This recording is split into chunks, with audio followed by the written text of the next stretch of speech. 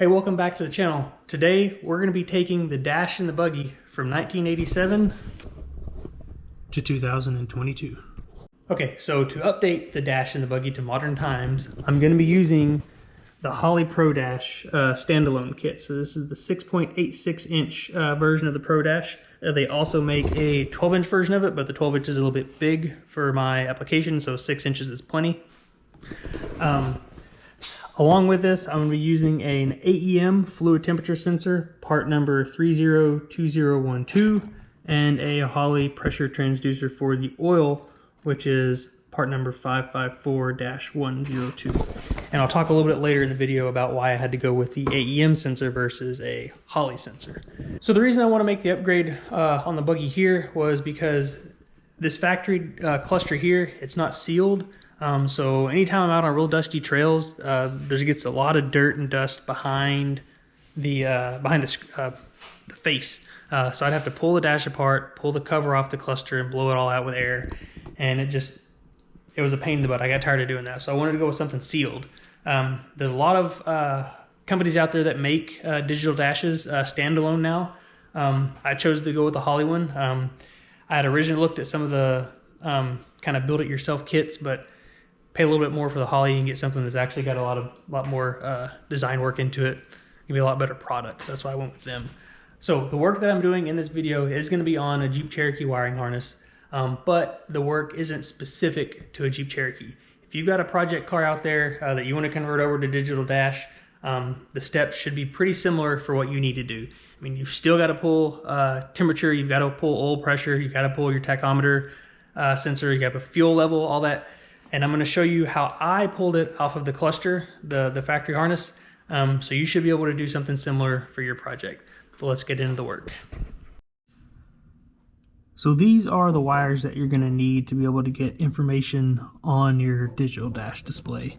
So this is in the buggy and it is a bit of a mess, but the harness here is the same thing that's out of a Jeep Cherokee. This is the plug out of the back of the gauge cluster. You see it plugs in right here, and I went through and I mapped out what went where, so I know that, you know, this is the high beam bulb, there's the high beam light, this is the right turn signal, traced its back, got that one. I knew that was most likely negative just because it was bust everywhere. This is the left turn here, is that one. This one was a question mark if it's a tack signal. I did verify that it is, and I'll show you on the connector that it is. An ignition 12 volt if you wanted to connect here for your switch 12 volt, but I'm actually going to connect in a different spot. That way I can have power ground and switch 12 volt on a plug somewhere else. And then this right here is for your fuel. So over here on this connector, so the pins are all numbered, and I don't know if you'll be able to see that in the light. I've also kind of put an initial next to it, was what I put them out over here. But so the first one here, pin, actually we'll start at the low end. So we've got, pin number 7. That's going to be your right turn. It's a brown wire. And then pin number 8 is your high beams, I believe. Yes. Yeah, high beams is the white wire, pin number 8. Flip it over to the other side. Pin number 11, this gray wire with a black stripe, is left turn. Pin number 12, the green wire with a white stripe, that is your tack signal. That's the one that I found over here. And then if you look on your tack, you do some read online, you see where people try to put aftermarket tacks in. They say pull the green wire with the white stripe off of the coil up in the engine compartment. It's the same wire here. I tested continuity. It is the same wire. It just runs straight through the harness. So that's your tack signal. Okay, so I'm going to break in here. It's me from the future. I've actually to the point now where I've got everything wired up and I've tested the dash out. But this green wire with the white tracer for the tack signal is not working for the Pro Dash. It will read some of the signal, but it's not clean. So it'll idle, you can see that it's idling around 750, 800 RPMs, but then it'll spike to like 13,000. And then it'll go back down, then it'll spike, so the shift lights on the tacker are going crazy. So I did some research online and found that there's another square wave signal going in over here and it's this yellow wire, this one right here. So you can see down here there's a few connectors on the bottom here. So mine originally grabbed, it's this wire right here, I think the green with the white is the output for the tack. I've now spliced into the input, which is a square wave input, to the box here. And just to test it, I just split open and used a little jumper here, then came in and did the jumper here, and it's actually running pretty good now. I can fire it up and the RPM signal is nice and smooth. And then I think the last one over here is pin number 17, and that is for fuel. It's this light brown wire right here, tan colored, whatever you want to call that. It actually runs over to another one, pin number 15, but pin 15 is right here. Nothing connects to it, so I'm not sure. I think this is for if you have the big gauge. So this is the cluster right here that has the large tack and the small fuel gauge. Some of the clusters have the very large fuel gauge in the spot where the tack. I think that may be what that one is for.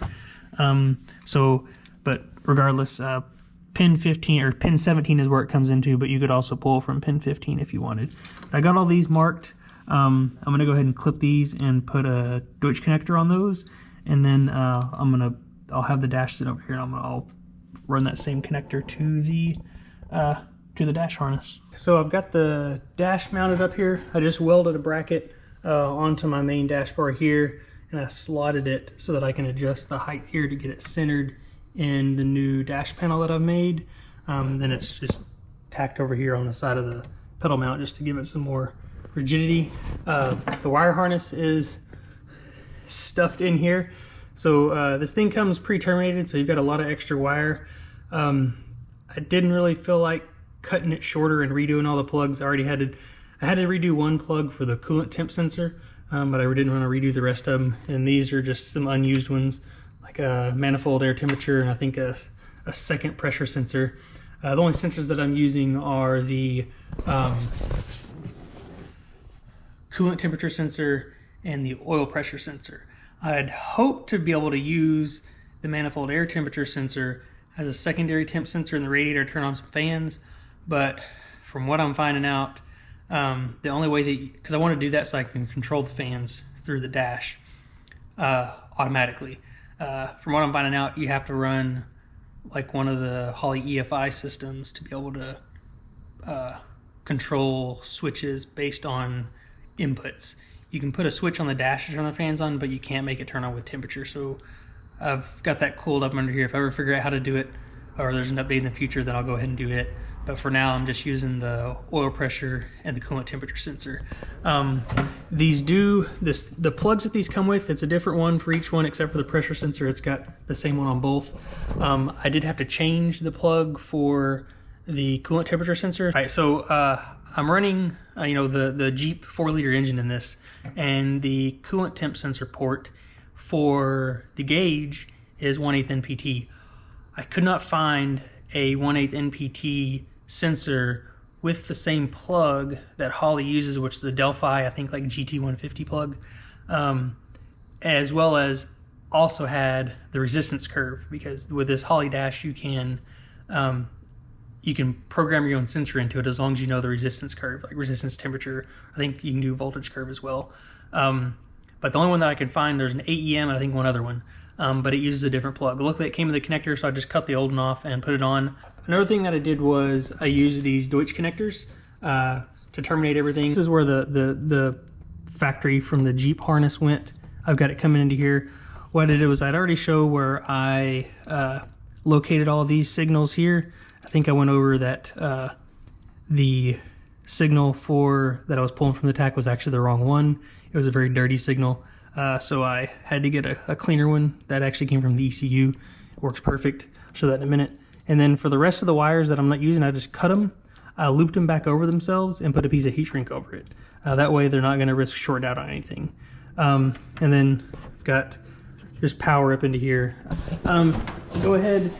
I have the GPS just stuck up here on the dash here. I'm gonna have my dash panel that goes up here, and I'm gonna hold it on with a magnet. That way I can pull the dash on and off if I need to. We'll go ahead and turn this on. I've already done some programming of this to get the screen the way I wanted it.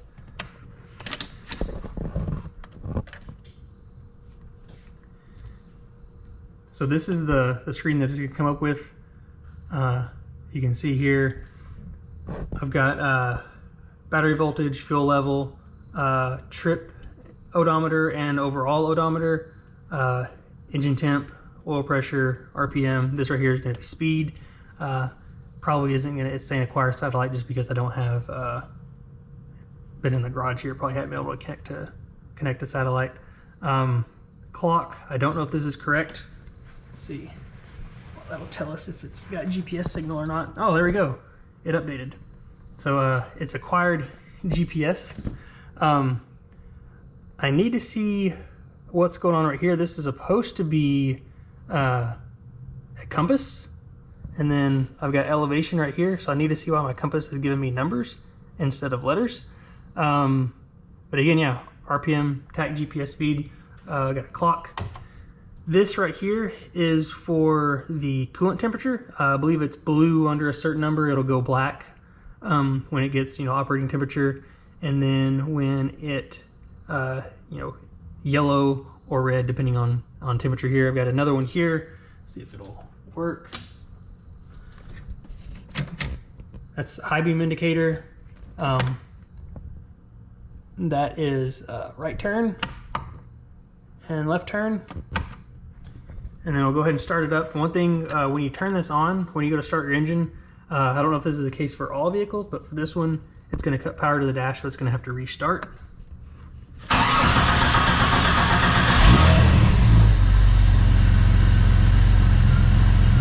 Alright, so it's having to restart, and then it'll come up. You can see I've got the TAC here, oil pressure, engine temperature, voltage is charging. Again, I've got to figure out what's going on with the compass right here. Rev it up a little bit, you can see.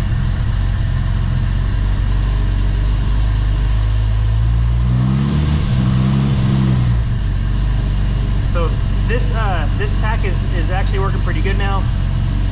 Let me go ahead and shut it off. So like I said, the TAC was pretty stable. It was a little accurate right there. It was accurate to where it was actually idling. Whenever I first put this on, it was jumping around like crazy. It would be like 13,000 RPMs down to 700, back up to 12, down to 700, up to 15. It was all over the place, but the signal where I'm grabbing now is good. But yeah, that's the dash. I'm gonna go ahead and finish putting everything together, and then we'll hopefully eventually take it out for a test drive. I'm gonna try something on here. I'm gonna try to put, you can see you can kind of see some reflection on there. I don't know how good or bad that's gonna be in the sun. I also wanted to have some sort of screen protector, so I got a like a anti-glare matte finish. I think they call it like paper-like screen protector for an iPad, and I'm just going to cut it down to fit on this screen. We'll see how it works. Like I said, because I really want to have a screen protector on here. If dirt or whatever gets on there, I don't want it to scratch the screen. So I'll put that screen protector on there and see how it does, and we'll see how it goes. But I'm going to go ahead and get all this bundled back together to be ready to test it later on. So here's the final dash install. You can see I ended up getting rid of the compass and the elevation. I wasn't able to figure out how to get the compass reading to go from degrees to actual north, south, east, west, so I just got rid of it. I use Gaia GPS anyway, so I can figure out my heading off of that one. Doesn't really matter. I also was not able to get the matte finish or paper-like finish screen protector to work. So after a lot of searching, I ended up going with this right here, this Super Shield screen protector, specifically one that's for Samsung Galaxy Tab 2. Now, this does not fit exactly to the dash. You still have to cut it out. but it was one of the few screen protectors I was able to find out there that was a gloss finish and that could still be trimmed with scissors. A lot of screen protectors out there now are tempered glass, and you can't really trim those by hand. I did try to go to 2 or 3 different cell phone repair shops that made custom screen protectors, but I was out of luck with trying to get them to make me a custom screen protector, because when they say they make custom screen protectors, it's really, they go into their system, tell it you have an iPhone whatever or a Samsung whatever, and it cuts out the dimensions of that one. It's not really a custom screen protector. I don't know if they're just lazy or what, but nobody would cut me something to the actual dimensions I wanted. But anyway, this is the screen protector that I am using, and again, trimmed to size. And I covered this already at the beginning of the video, but part number for the standalone Pro Dash that I'm using is 553-117. Fluid temperature sensor is AEM 30-2012, and the oil pressure sensor is Holley 554-102. Well, there you go. Hope you liked the video. Hope it was informative, so you can go install a digital dash on your project car. If you did like the video, give it a thumbs up and subscribe if you want to see some more content. Thanks.